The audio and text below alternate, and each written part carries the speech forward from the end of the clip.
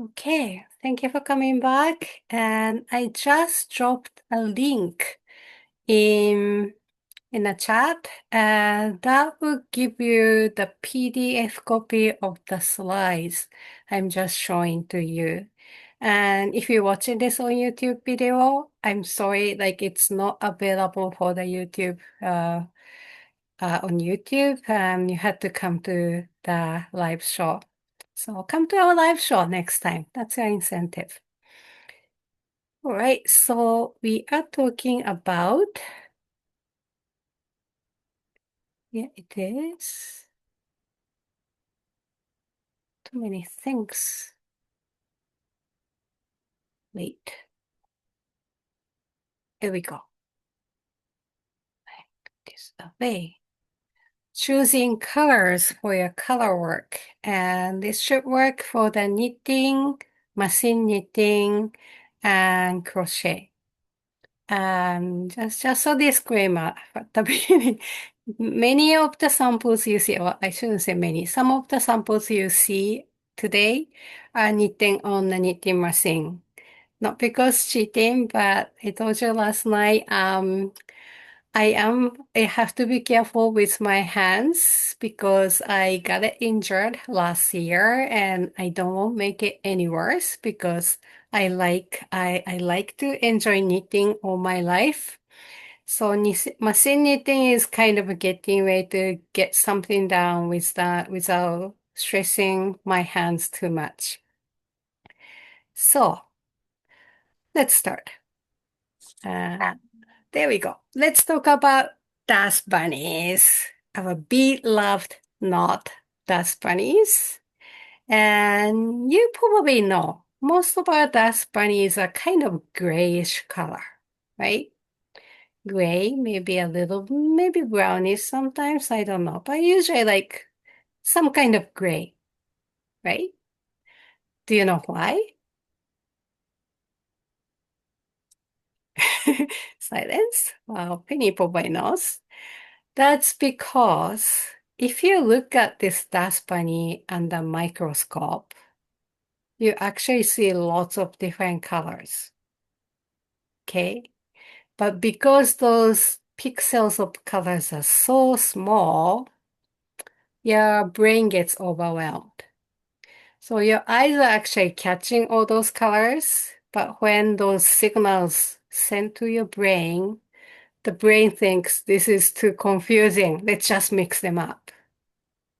So that all the colors will get mixed up and you recognize color as gray. Because that's what you get when you mix all the colors. And sometimes brownish, because that's what you get by mixing lots of colors. So,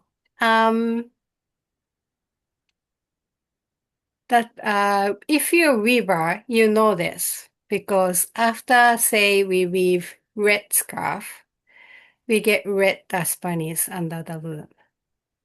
That's because your fluff is mostly predominantly red, so it looks red. But in your household dust bunnies, they're usually gray because there are lots of different colors in your house. So that's how it goes. So this phenomena is called optical blending. Optical blending. Yes, Mimi knew. Like she's a weaver. Of course she knows. Optical blending. And optical blending is the phenomena when your eyes catches all those signals, but when all those colors are very little pixelated, your brain blends the colors for you.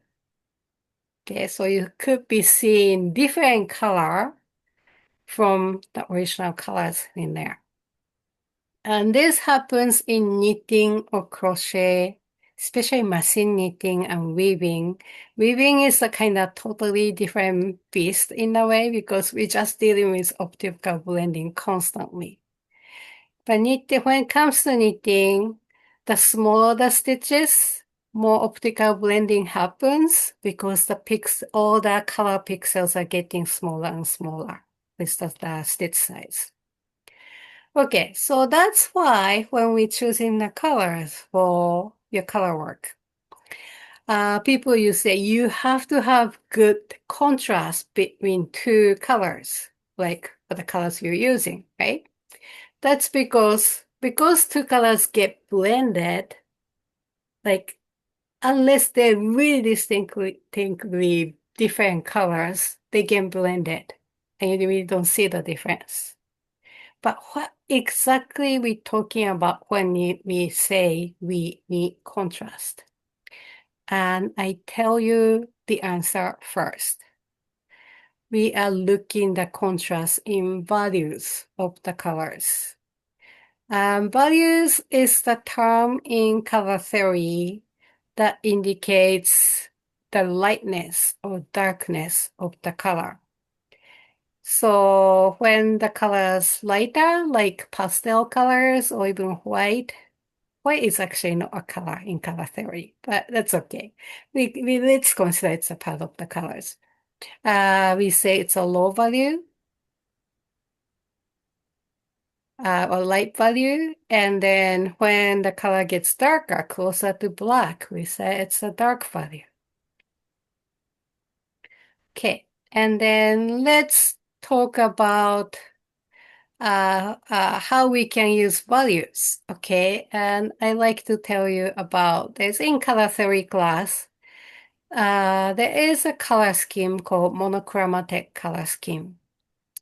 And color schemes are the kind of proven combination of the colors you can use that will make your project successful. And they tend to, they're proven to go together very well. So one of the very basic color scheme is monochromatic, meaning you pick one of those wedges in the color wheel and use only colors in that hue. This wedge is called hue. Okay.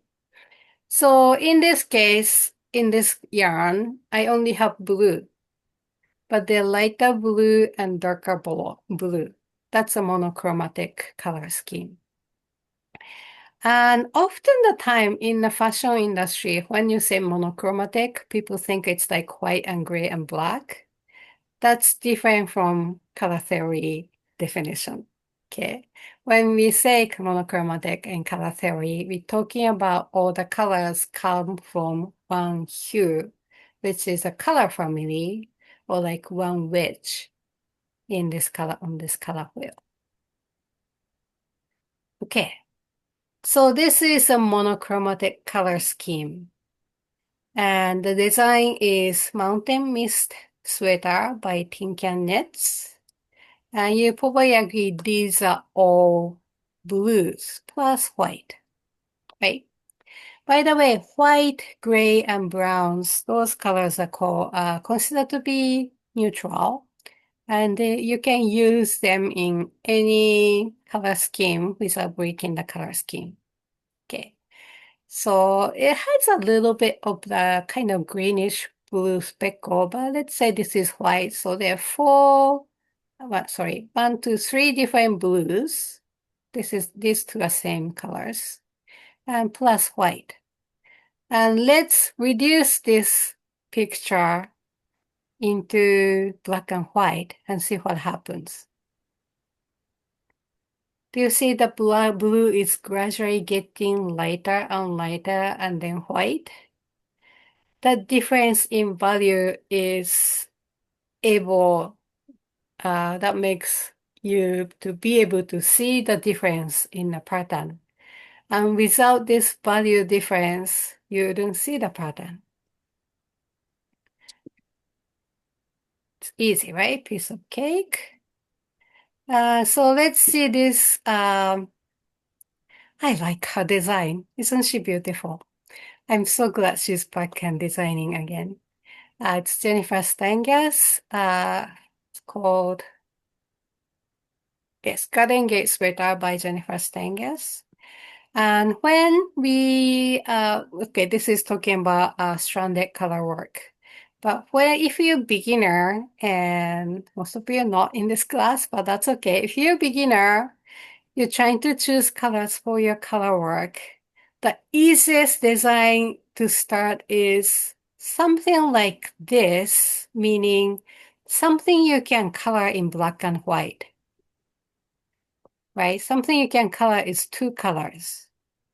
So this one, like you can see if this brown is black and the pattern is white, it still works, right? You can still see all the patterns very clearly.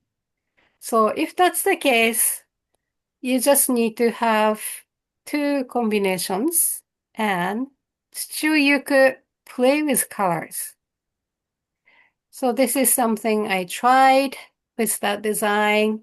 What you could do is use the background, which is really dark, close to black, or really light, close to white, like this one. And then you can play with other colors, like medium to dark colors in this case, or kind of almost lighter to medium colors without losing the pattern. As long as there's enough difference in value from the background, you can still see the pattern. So if I reduce this into black and white photo, you can see all those pattern colors are definitely darker than the white, right? That's why you can see the pattern, like you don't lose the pattern in your knitting. Okay. So the first key is, can you paint that pattern in black and white? And if you can do the black and white, you can only need two values. So use one color, really light or really dark. And for the second color or pattern color, you can do everything else and play with colors. So that's the example. And then this is, you've probably seen this before if you've been to this show before. The Seigai has show by Duke Akiba. And this probably shows you really well what the contrast with the background does. Okay, the background color in this case is almost white. There's a little bit speckle, but almost white. And then there are 5 pattern colors or accent colors going from light to dark. And you probably agree with dark color with white background, it really stands out, right? But as it gets lighter, the pattern colors gets lighter, you can still see it, but the contrast is getting a little less and less and less gradually. And I wouldn't say it's hard to see the pattern, but this pattern is not that distinctive in this design. And in this case, he used that gradient color really well. I told you in the previous session, Seigai meaning blue ocean waves. So it's almost look like the lighter part is like where the top of the waves, where the waves started breaking up and like making all the bubbles. And, I kind of have the feeling of the waves, coming one after another. And I love that. And also, I like to point out when the pattern's repeating like this, your brain is actually helping you. Like your brain does a lot of things for you and to you, really. And when the geometric pattern repeats like that, your brain kind of, Yeah. Before I came in, I didn't get it finished, but I'm. I got your. thank you. What was I talking about? The brain. When you see a geometric pattern like this, your brain expects that this pattern is repeating. So even this last one is kind of faint, you can still see the pattern. So that's thanks to your brain. And that's what's happening. Okay, so just in case you're wondering, if you have iPhone, like I heard Android phone have the very similar feature in a very similar place. And I like to show you how to reduce your picture into black and white. because it's a very powerful tool. Like when you go to your yarn shopping, you probably have your phone, right? Like these days, everybody's searching for your pattern when you go to um, yarn shopping. So it's good idea, like if you're not sure, to take picture and see what's happening in terms of values in the yarn. So this is like my iPhone. I only own iPhone in the purse, so I don't have the Android screen capture, but I feel like it's very similar. So this is where your album is. Okay, so you open the picture that you want to use. And then there is edit button. And in this case, it's top right, but it could be at the bottom, depending on the version of iOS. And you hit edit. And then when you hit the edit, it turns to this screen on the right side. And there's a lot of photo editing features here. So find this one and then go to this little icon and scroll this one all the way. It's not really all the way, but almost all the way until you find this button called saturation. Okay. And when you find saturation, again, slide the slider all the way to the left and until you get -100. That will give you the black and white photo of the original. If you want to save it, you can save it as is. If you don't want to save it as black and white, you can hit cancel. And even if you save it as black and white, you can come back to the screen and this cancel button will turn into revert. And then you can go back to the original color photo. So you will not lose anything. So that's something you could use, and that's a tool you already have in your hand, so use it. And if you have iPad, a tablet, it's there too.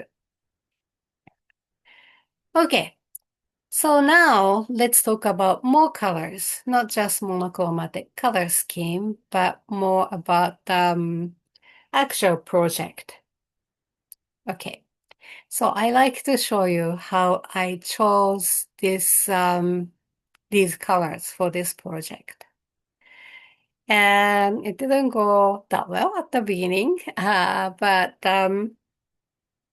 this was like I started 2020 February, and it was a test knit for Jose Paquin. Shame on me, I didn't finish it. Uh, you know what happened? March 2020, like we went to Fibers West with Penny. I went to Fibers West with Penny. We almost set up I was in the middle of setting up the show, and then show got canceled. So we went to an Airbnb. We booked, just kind of chill out overnight, and then just loaded our car again, came back home next day. But I remember I was knitting this on the couch at the Airbnb. And then like, holy moly, like you couldn't believe how many mistakes I made at this Fair Isle part because my brain was just not engaged well enough. I probably broke this part at least half dozen of times. And as I made like stupid mistakes again and again, and I realized it like 10 rows later. So I was quite mad. Anyways, so this is how I chose colors. So this sweater, I wanted make it a triadic color scheme sample. Okay, triadic color scheme is composed of 3 hues evenly spaced on the color wheel. So these are the samples, and I chose this one. green, purple, and orange. And I went to Pinterest and looked for the ideas. You don't have to use Pinterest, but I do a lot of research on Pinterest. It's another rabbit hole for me, like it's almost equivalent to Ravelry. And then I found this picture of the bedroom. I really like that. So I thought like, well, let's try something like this. But the problem is, well, it wasn't a problem, but I needed 4 colors and I wanted a trio deck. So I decided to add dark brown. Remember, we can use neutral colors without breaking the color scheme. So I did that. So let's do orange, purple, green, and brown. And then I went to my Shenyang shelf, found 4 colors. Okay. And then took a picture. And then I did the value test, meaning reduce the picture into black and white. Okay, so this is what I came up. And I felt like, okay, these 3 colors are a bit too close in value. Brown is okay. I wish it was a little darker, but it should be okay. But those 3 look really, really, really close. So when something like that happens, you need to swatch. But I didn't have a lot of faith in it. So, but okay. Before that, if I could have, this is the pattern, the Colourwork pattern. And if I could paint this black and white, then I could use this brown as a background color and play with those 3, like I showed you earlier, right? So I tried to paint this black and white. So it was okay up to, sorry, I forgot to paint this, up to here, but okay, I'm painting everything other than this light gray. See, I lost a pattern here. I lost a pattern here as well. Yoriko, we can't see your screen. Oh, really? We see you. I can see the screen.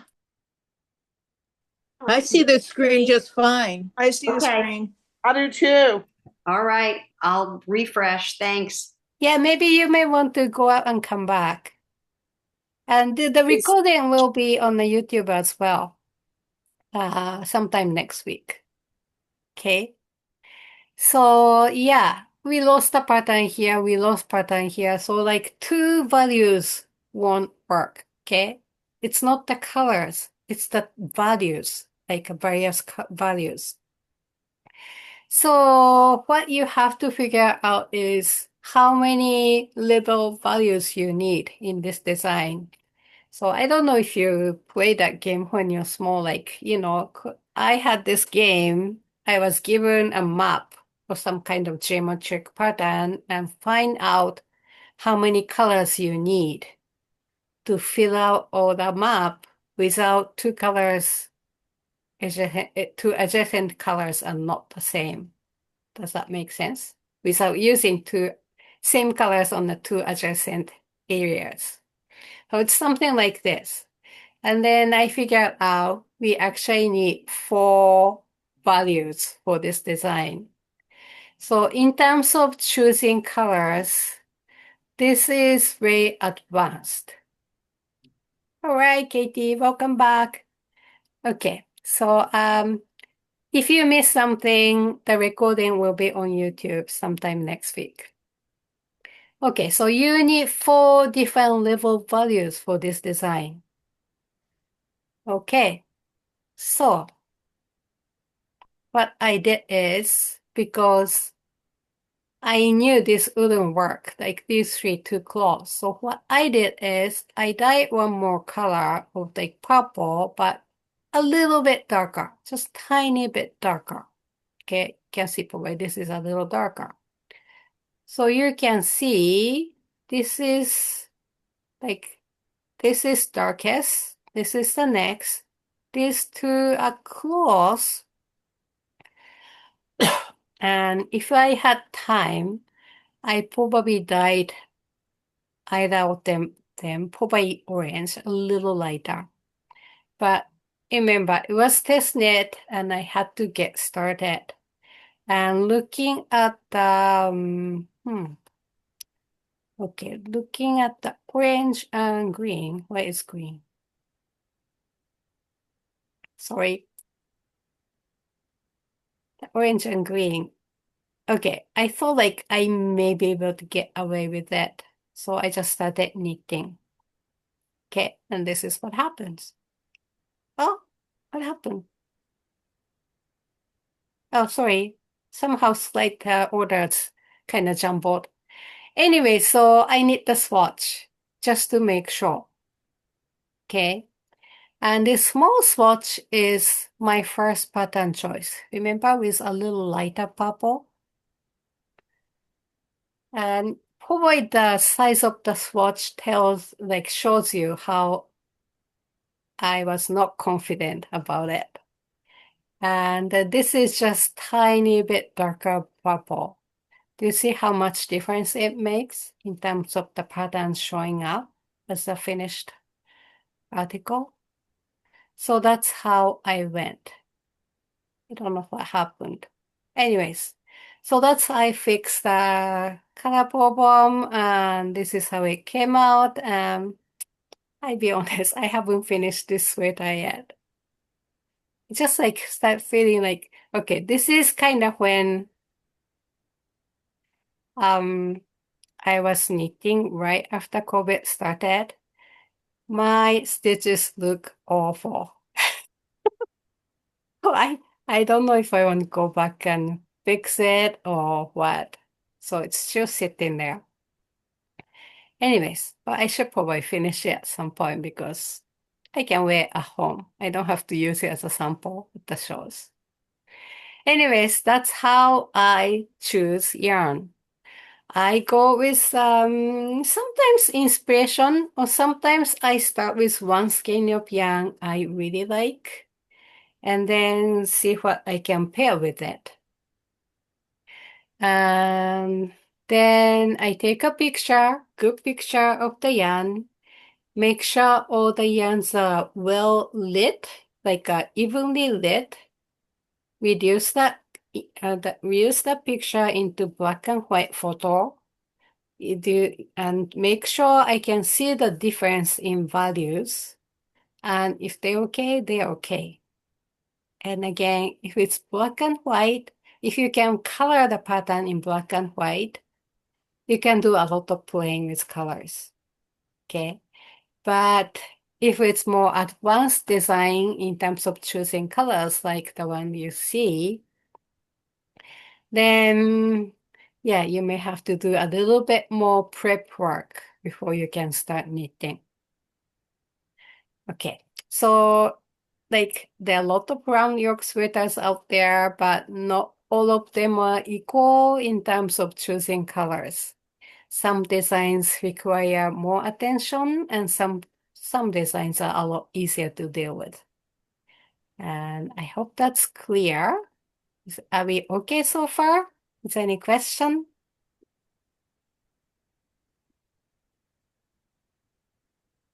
You good? Okay. Type question if you want to. Okay. Sorry. I don't know what happened. Anyways, and then of course, when I teach a class, there's always people say like, how about the variegated yarn? Can we use a variegated yarn in the Colourwork? Yes, you can. But there are few rules you have to follow. So the same rule applies.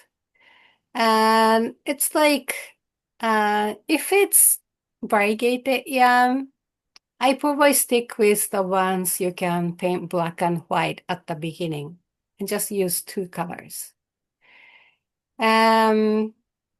The rule is, again, there have to be good value difference, right? So if it's, how to say, one of the color should be dark to medium dark, okay? And then one of the colors should be maybe lighter side. And there shouldn't be overlap in terms of the value in colors in two colors. So that's the general rule. Otherwise, I show you sample in a second, and you may get problem. So this is one sample. This is kind of borderline, and there's a navy color or dark blue. Like it's not really dark navy. It's kind of almost like blue between navy and blue. And it's really colorful variegated yarn, which is kind of medium in value. It's not really light color. So if you look from the distance with the color picture, you can sort of see the pattern. It's not lost. I guess you'll see it. But it's kind of borderline, right? It looks a bit busy. And that's because those two colors are a bit too close in terms of values. Okay, if the variegated yarn is a bit more pastel side, lighter side in color or darkness, you probably, you can see the pattern a lot better. Okay, let's see more samples. So this is kind of experiment, which went really, really well. So I decided, okay, let's try these three colors using this one in the middle as a light color, like pattern color.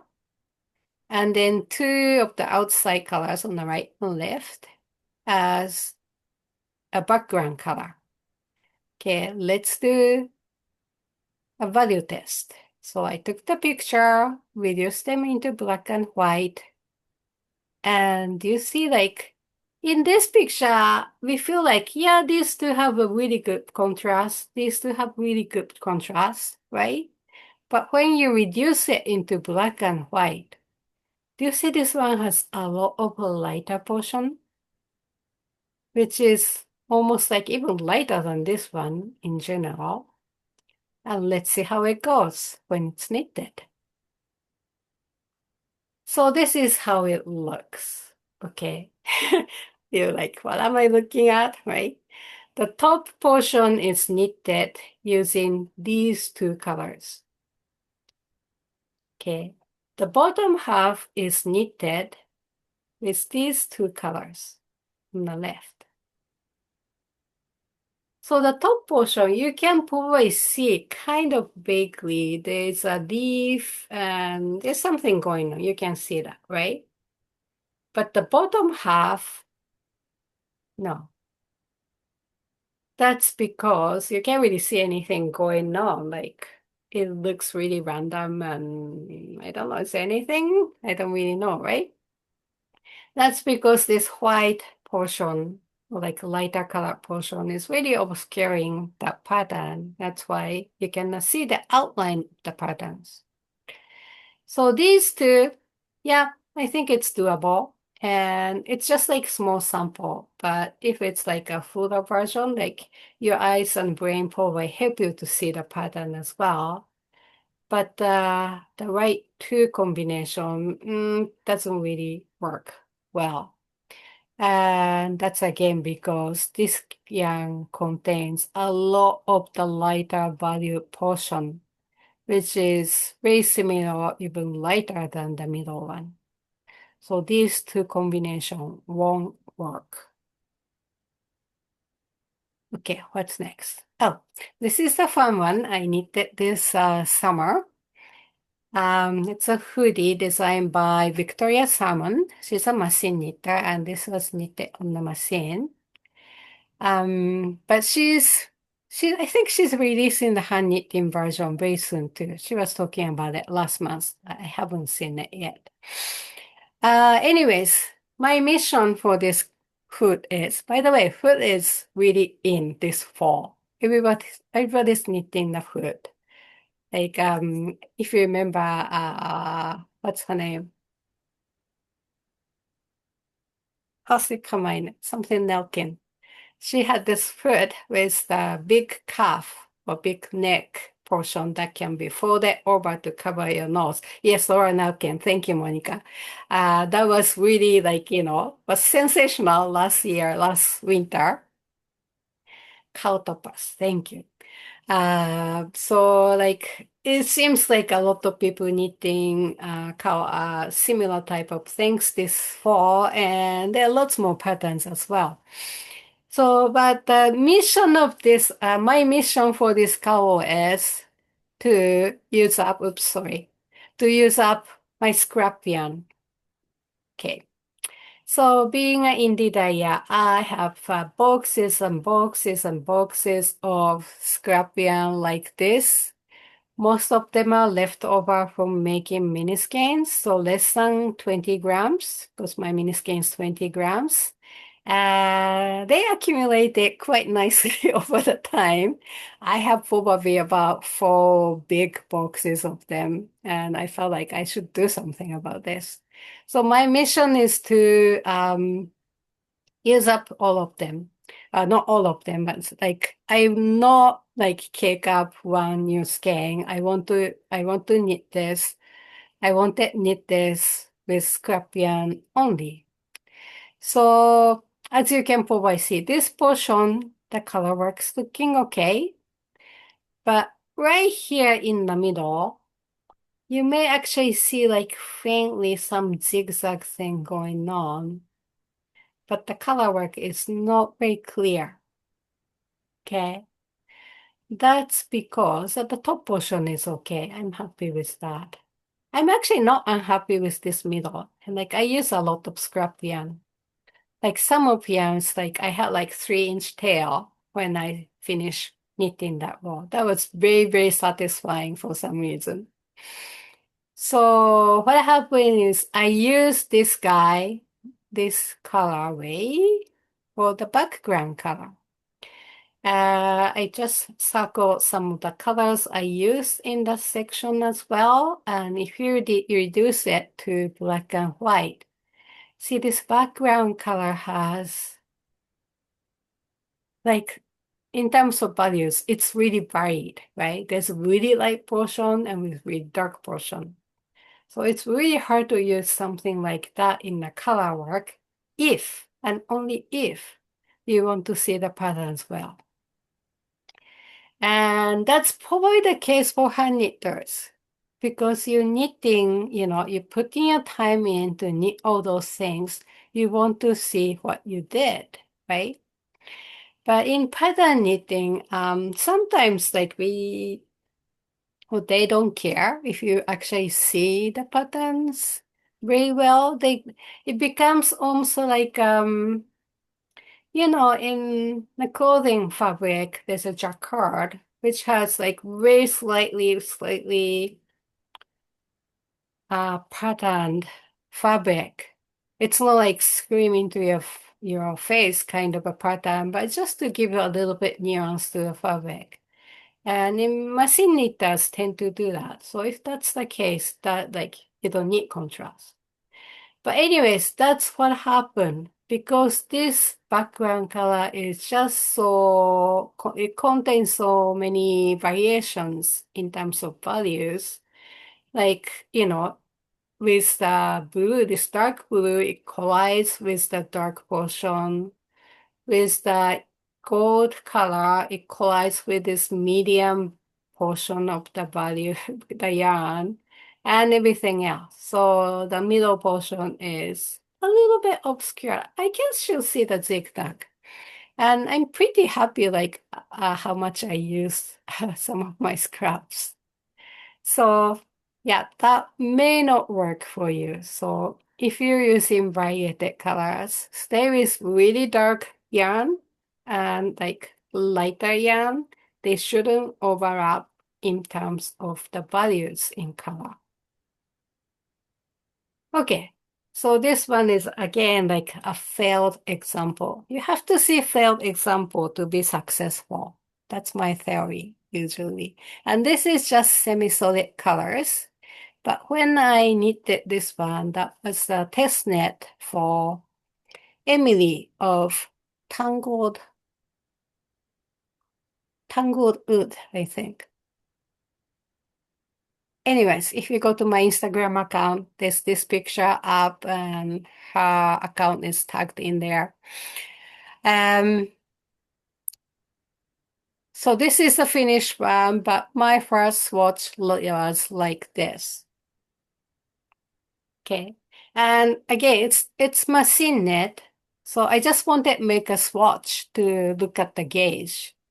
Like we always make swatch gauge, a gauge swatch for the machine knitting. Otherwise, we don't know how many stitches to cast on. We have no idea. So like I kind of grabbed these two thinking like, well, they may work, may not work. I was not planning to use this for the final version, but like, yeah, I just need a swatch. So I knit this one. It's not very attractive, I have to say. I guess you'll see the pattern because the one color is solid color, but it's not really, it's like meh, I could do better, that kind of combination. So, like if you check the black and white photo, surely enough, this one has a lot of variation in value.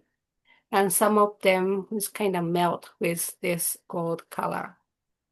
And you don't really see the patterns that well, right? Monica said, doesn't look like fail to me. Oh, I don't know which one you're talking about. This one or the last one. Yeah, you know what? That's another thing. If you like it, then it's yours. You own it. You use it. And I always tell my students at the Colourwork class, when it comes to color, you're the boss. Don't let anybody tell you it's not working for you. And for some reason, like I heard from so many students that like their sisters are usually the worst critics. Even when they're really happy, their sisters tell them like, that's an awful color for you. Like, no, if you like it, use it. If I think the best thing is you feel good about it, right? And if you good feel about it, you look great in anything you wear. Really, promise. All right. So that's the one. And then this is the one I probably pick for finished project. And this one is dark navy. I like this navy. I use a lot, and you probably see it a lot in my Instagram. And this one is what is it called? It's called Lime Light. It's not one word, limelight. It's lime light. It's kind of wordplay for me. And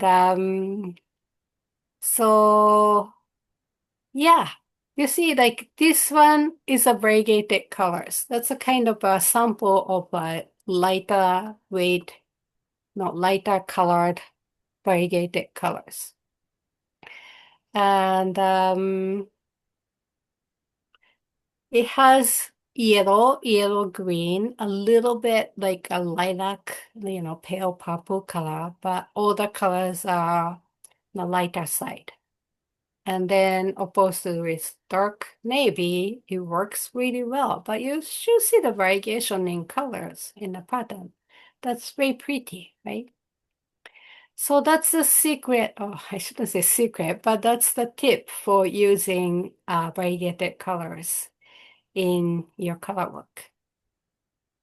Okay, so that's that from me. And if you have questions, I will take questions, but there's a little commercial here, advertisement. You don't think this is completely free, right?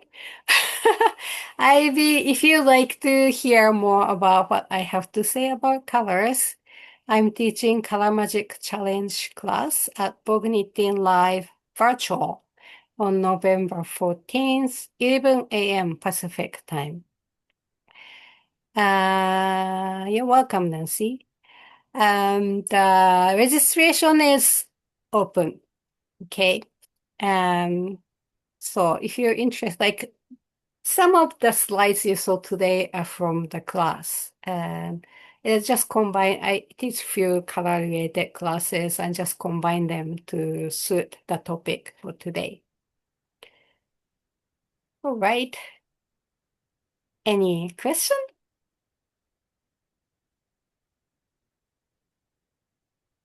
Thank you. Thank you, thank you, thank you. Okay, let's stop the recording.